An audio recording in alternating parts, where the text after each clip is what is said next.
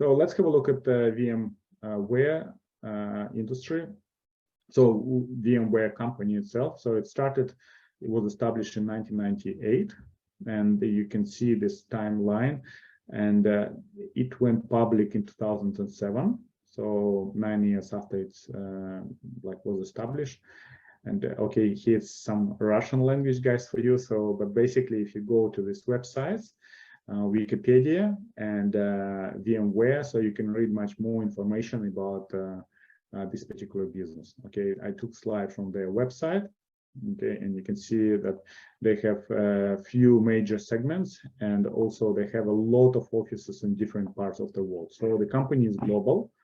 And the only probably office which doesn't exist right now is Russian office. It's still there, but I don't think they have any presence right now. Russia, they moved out when the conflict in Ukraine started. So they stepped out from Russia, and actually it's affected their profitability. And you will see that this year, 2020, the next financial year is going to reflect the loss of business in there.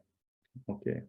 So that's what VMware delivers, the digital foundation for unpredictable world, for an unpredictable world. It's like anywhere. So for any type of software, any type of gadget, they have the core software and all applications they are putting on the top of that. All right. So, and if you go to their website, so they will see what we do. So app modernization.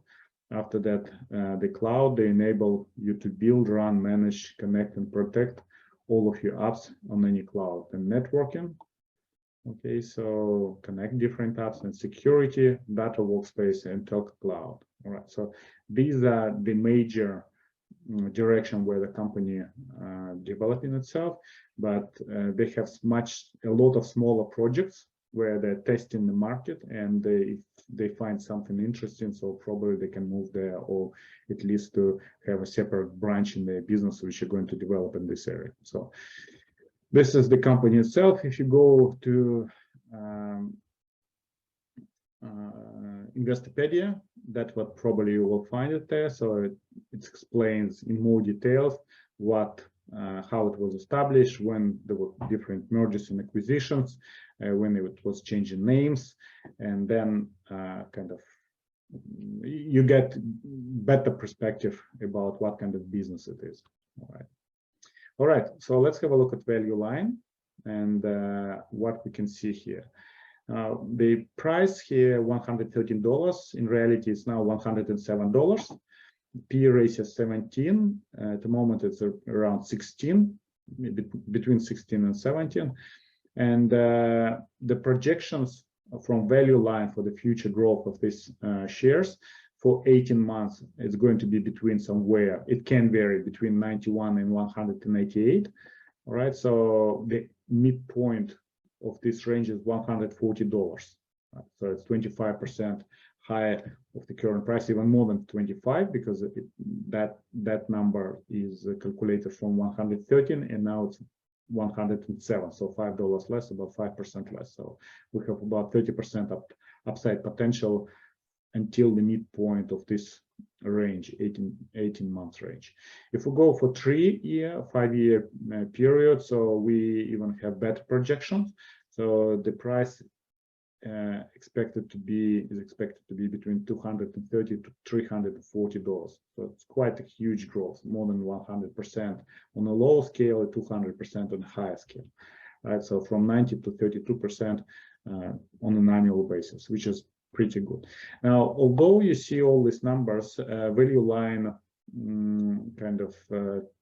didn't put any timeliness rank, and the major reason for that, because VMware right now is a acquisition target from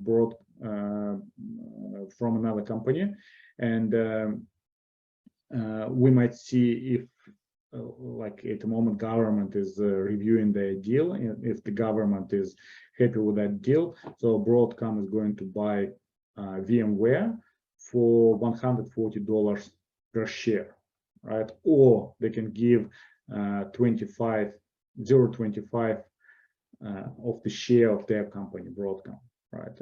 Which is about $600 right now. Okay, so this is the case.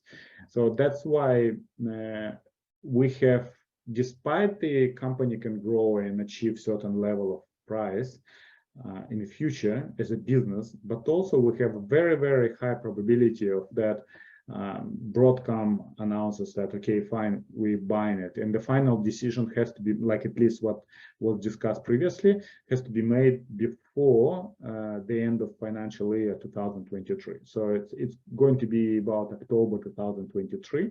So exactly 1 year after that. So that's where they tell you if they're going to buy at this price. They already want to buy. It's just it will be finalized, that deal, by 2023. So if nothing interrupted, right? So it's about 30%, even 35% upside potential just on that particular, for that particular reason. But also let's have a look at the fundamentals and what we can see here. So revenue. If we go from 2012, so $4.6 billion, 5.2, 6 billion, 6.6, 7, 7.9, etc., etc. So we can see that consistent growth year after year. There wasn't even 1 year when revenue didn't grow. Okay, this is fantastic, and I expect in 3 to 5 years have $17 billion in revenue. Let's have a look at net profit, and we can see that from $1.2 billion, it grew to $3.3 billion until 2021, right? So current year, they predict that it's going to be 2.7 billion. So it's about 10%, a bit more than 10% drop.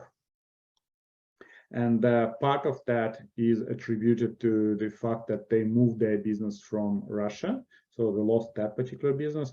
And also because there is a slowdown in China, like from supply from China, because of certain COVID restrictions as well. So in this particular case, that's what attributed. But you can see that already in the year after that, they expected 3 billion and 130 million. So it will grow, and then $4 billion in the future. So, and this is just projections. Okay, so actually last year, I remember when we looked at the company, they also predicted, they made low projections, and then they actually made more money than they expected. Okay, this is the case. So quite possible by the end of this year, we actually see that this financial year, we might see that the numbers are actually better than their projection. Remember that it's not only company's projections here, it's value line also, and value line usually conservative. Now, let's have a look at cash flow. Cash flow is always positive, and it's nearly 50% higher than the earnings. So if we see that net profit here, $3 billion, so it means that their cash inflow, $4 billion plus, okay, which is pretty good, taking into account especially that they have high level of debt. Like compared to their capitalization, it's close to 25%, 24, so nearly 12 billion debt, $47 billion in capitalization, a bit less if we take the price is now lower. So this is one thing. Secondly, we can see that working capital is negative. It means that the current assets are lower than current liabilities. So if the debtors come and demand the money, so VMware can be in trouble, right? They still have $3.7 billion, $3.7 billion in cash, but still kind of that has to be taken into account. And also unearned revenue, it's interesting because it's liability. It means that people just prepaid the money, but they didn't provide for them the services yet. It's actually quite often. So if the company pays subscription, so they pay in advance. But from accounting purpose of view, so for example, if some like business paid them $1 million for the next year, so at the moment it's like liability. But then 1 month after that, it's going to be already $900,000. And then it's kind of going to be reduced, so something like that. So we can see that this is, even though it's like liabilities in place, still $6 billion, it's unearned revenue. So most likely going to stay in the company. And it's very unlikely that other business will tell them, okay, we're not going to have your services, please return us the money. All right. And so let's have a look also on the P ratio. Now, P ratio is in average was above 20. Only in 2016 it's dropped to 14, but usually like 33, 23, 26, close to 20, 14, 20, 20, 20, close to 20. It's average last year 20, and at the moment it's 16. So it's about 20% lower than its average. And remember that every year, like average is built because sometimes it's the price, like P ratio is lower, sometimes it's higher, and at the end we have this average here. So at the moment we're at a low scale of the P. If we look at the net profit margin, it's pretty good. It's above 20, so even 26 in the last 29, nearly 30. Right, currently it's 20, like on a lower scale, but they are planning to improve it to 22 to 23. All right, so, and long-term debt, we can see it's increased in 2020. I presume it was certain acquisition in that time, so that's why they needed that cash. So it's like doubled, and now they're paying it back. And you can see that in 2021 they had $13 billion in debt, and already this year they paid back kind of nearly $3 billion return, and they're planning to pay like close to $1 billion each year. All right, so it's pretty good. 27% return on total capital, so pretty impressive when you look at these numbers. Now, unfortunately, they don't pay any dividends, unless sometimes they pay these extra dividends, which are not reflected on value line report at all. Okay, and that's probably the most important. I already mentioned that Broadcom plans to acquire VMware for approximately $61 billion, and we just saw that total capitalization of the company is $47 billion, so they're paying a premium. And so shareholders, VM shareholders, can elect to receive either $142 in cash or 0.25 shares of Broadcom stock for each share of VMware. All right, and it gives us probably 40% premium from the current price, right, which is fantastic. Okay, now the timeliness round of VMware shares has been suspended due to the impending acquisition of the company. The stock price is still far from the $142 offer price, which may indicate that investors may have concerns about the deal going through. Okay, earnings predictability is 100. So it tells us that when Broadcom VMware promises something, they deliver that. All right, and okay, I just show you. So this is estimized. That's how it shows. We can see that usually they report in green. It's actually on a higher scale of their promise. Okay, on the the first quarter 2023, which they had. That's where they moved from Russia, and also where there was lockdown in China again. And that's affected their profitability here. So it was outside of their control, all right? But the last quarter, which they announced, earnings, they're already back in their range, all right? So this is kind of good to know about this company. So quality of it, if I take away the timeliness, which kind of was absent, right? It was suspended. So it would have 32 points. So it would be higher range, it would be 3.